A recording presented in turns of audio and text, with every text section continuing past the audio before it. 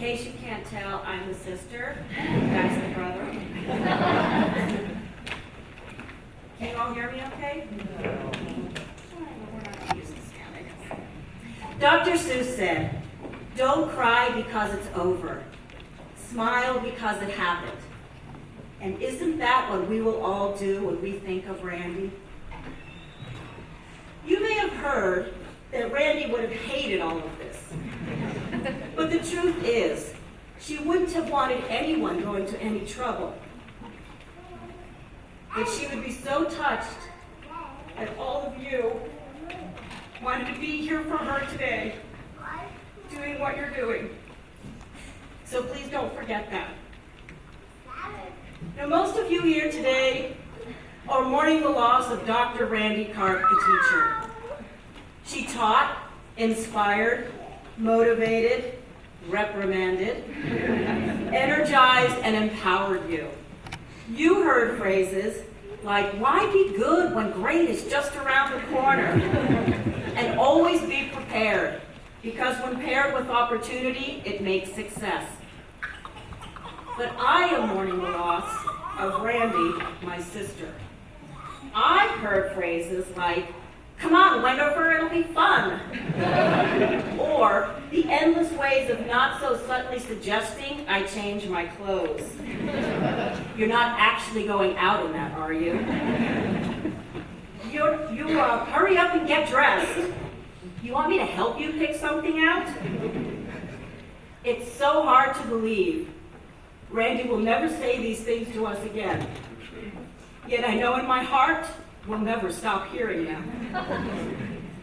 Now, Randi and I didn't always get along. Like all sisters, we had our ups and our downs, our ins and our outs. But through it all, we always shared the bond of sisterhood.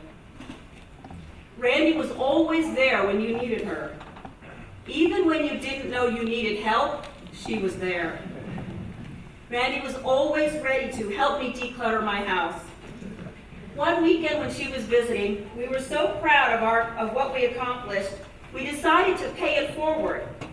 And we set up 2 tray tables outside, put everything on the tray tables, and left it with a sign that said "Free to Good Home." We went out to run some errands, and when we returned, the tray tables were gone and all the stuff was on the ground. Oh well, our hearts were in the right place. No matter what room Randi walked into, the party started upon her entrance. You could always feel her presence by her energy. And if you know anything about Randi, you know the Energizer Bunny hasn't got a thing on her. She never let on that she was feeling crappy or was worried about her progress. And she never lost her sense of humor. On one of the many occasions when Mom asked Randi how she was feeling, Randi answered, "Good. If it wasn't for the fact that I have incurable cancer, I'd be in great shape." Now, I don't know if any of you have noticed, but Randi liked to be in charge of things. Everything. Well, that kind of runs through our family. My brother Edward is next to speak. You'll probably be able to tell just from listening to him that he likes to be in charge. I'm a producer and director of community theater. Things get done my way and in my time. Randi's gone. She's never coming back.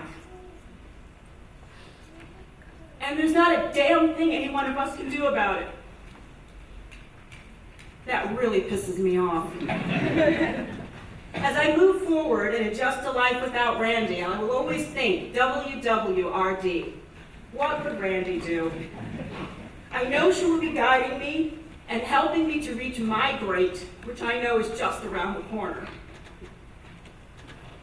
An Irish headstone reads, "Death leaves a heartache no one can heal, but love leaves a memory no one can steal. And my memories are in the safest place of all, locked inside my heart."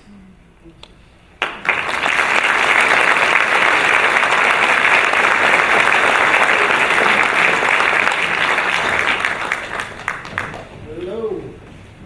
I am the baby brother, believe it or not. Whoa. when that happens. All right.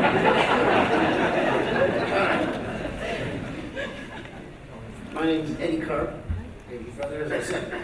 When we lose somebody due to a disease, when we lose somebody due to a disease, the general thought is that we have lost our battle with that disease. However, the people that were closest to Randi through her struggle with her cancer, namely her husband Dave and stepsister Susie,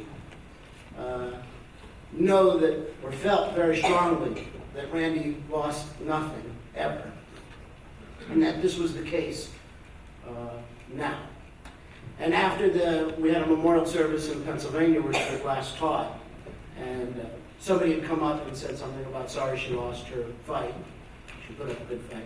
And Susie whispered in my ear, she didn't lose nothing, or anything, or whatever. And that was just a theory, a feeling that comes from the love of a sister and a wife and a daughter.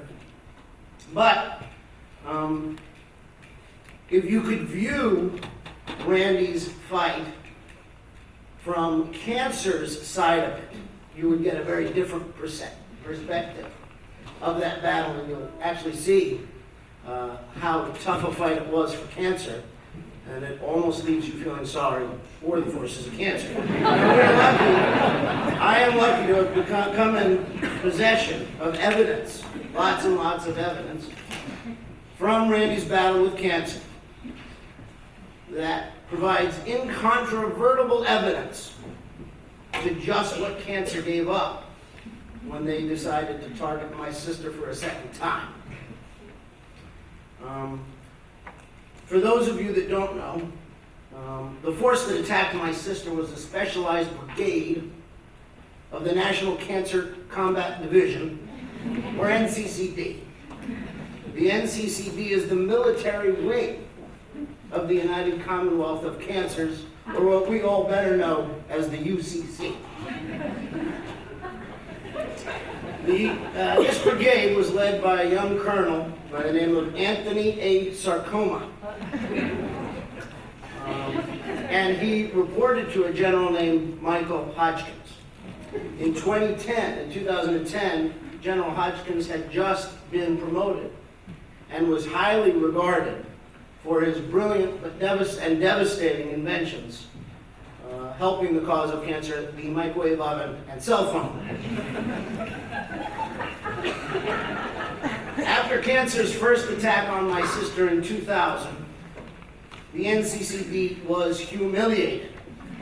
Throughout their entire campaign against her, she never stopped teaching, directing, laughing, inspiring, traveling, playing poker, and drinking wine. Even the loss of every strand of hair on her head did not slow her down. In fact, it only prompted long afternoons of exciting wig shopping and all sorts of fun head decor. In 2005, without having missed a single step, Randi was declared cancer-free. Cancer was miffed. In the years immediately following, NCCD's recruitment and morale had never been lower. They were having a difficult time recruiting new cells, and people were beating cancer at an ever-growing rate. In 2010, this newly promoted General Hodgkin decided it was his job to stem the tide, and that the only way to do so was to re-engage Dr. Randi Carp. Colonel Sarcoma, who had been involved in the initial campaign against my sister, voiced concern that the cost of an attack would be too high and the risk too great. The general persisted and finally sent this following top-secret memo, which I have in my possession, and it reads to Colonel Sarcoma, despite your protestations to the contrary, I can't read it from here, it's too small, but to make it seem, okay, in terms of, despite your protestations to the contrary, I feel strongly that a redeployment of our cells to Dr. Carp is absolutely necessary In terms of both troop morale and international relations, Dr. Carp's successes against our forces in 2005 have had a deleterious effect. Serious declines in recruitment and intra-anatomical support can be directly linked to that failed campaign. I think your predictions of a protracted and costly battle are grossly overinflated, and I'd remind you that she is a doctor of music, not oncology. If at any time you feel unable to proceed with the necessary vigor to successfully complete this plan, please let me know immediately. Otherwise, I expect you to redeploy yourself without further delay or consternation. So, thus began my sister's second bout with cancer. Soon after she was diagnosed with metastatic cancer and given 4 years to live, General Hodgkins texted Colonel Sarcoma for an update. General, I'm going to read from here. General, update. Colonel said she received the full diagnosis yesterday. General, 4 years, metastatic. Colonel said yes. General, and, question mark. Colonel, she took a job. General, what? Question mark, exclamation. Colonel, she was offered a position as choir director at a high school and she accepted it. Told them she could start tomorrow. General, what? Question mark, exclamation point. Colonel, I told you to expect this with this lady. General, everyone else quits their jobs almost immediately after being diagnosed metastatic, but she takes a new one? Part-time, right? Full-time, sir. Just keep hitting her. End of text. And they did for the next 6 years. This was a campaign that was expected to last 4 years. Cancer was losing 12 million cells every year, but it barely slowed her down. Frustration with General Hodgkins was growing from both above and below.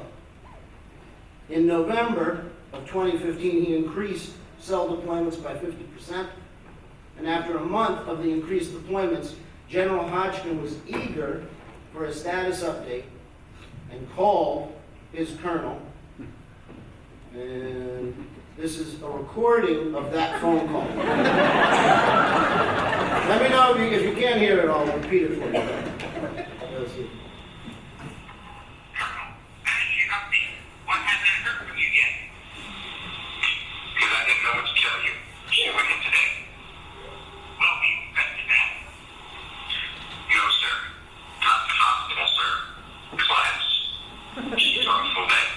Did you get that? Hold on. He said she didn't, so the general was expecting her to go into the hospital, but the colonel said no, she didn't go to the hospital, she went into class. She taught a full class on the day that they hit her with all these.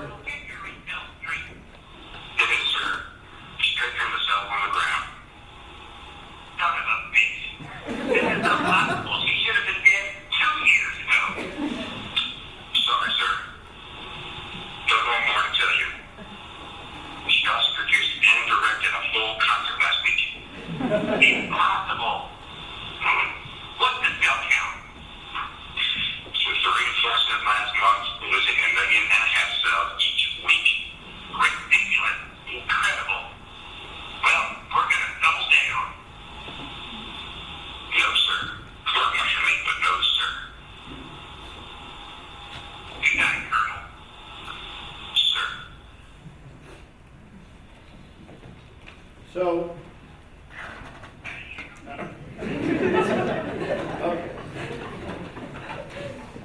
So not only did he double down, he did more than double down.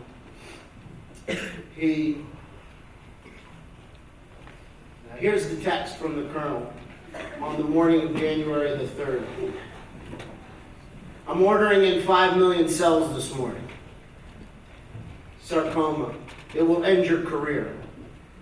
Hodgkin, my career was over 2 years ago. Sarcoma, there will be an inquest. Hodgkin, they've already appointed the panel. Sarcoma, they don't.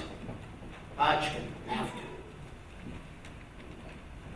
to. Randi went to the hospital 2 days later. Only once She was incoherent enough to have to be taken. Body broken, spirit completely intact. Never gave in or gave up. The inquest panel convened within 2 weeks of Randy's death and generated the final battle analysis. It reads as follows.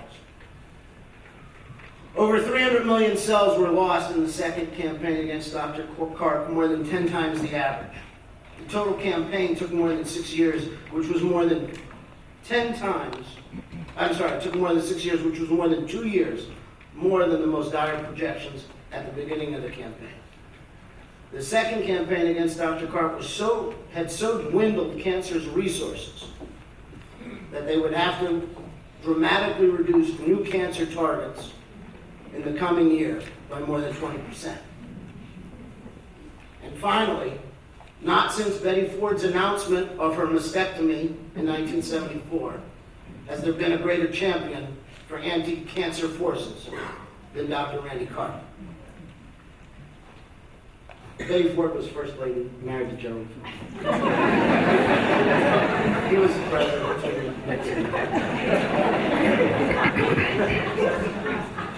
The inquest panel tried to come up with an explanation for why my sister was such a difficult and powerful foe, but could not reach a consensus. The only theory advanced, which could not be disproven, was that her power was somehow derived from her joy of music and the sharing of that joy. It was the most prevalent characteristic that differentiated her from every other target they had ever attacked. But the evidence was circumstantial, and no conclusion was ever officially developed.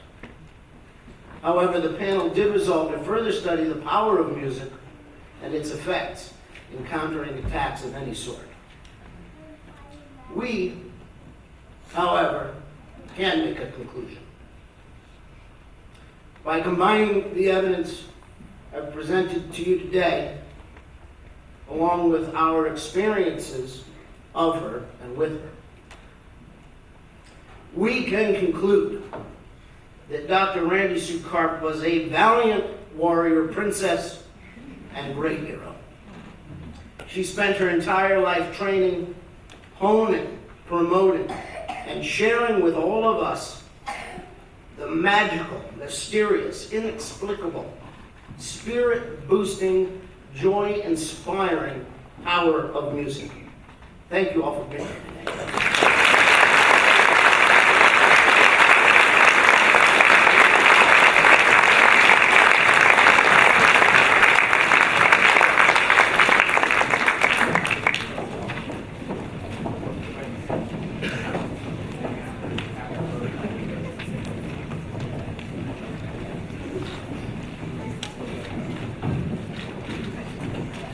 Good afternoon, everyone.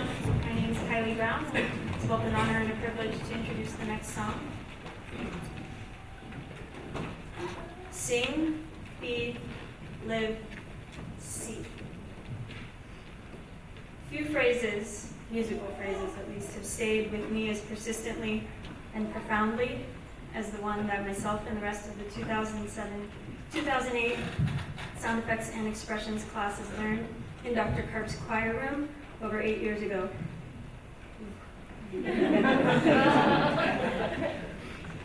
2008 holds a unique distinction in that it was her last year at the helm of a program in a place that can only be described as home to so many of us. We shared a lot of amazing and connected memories with her and this song during this emotional year.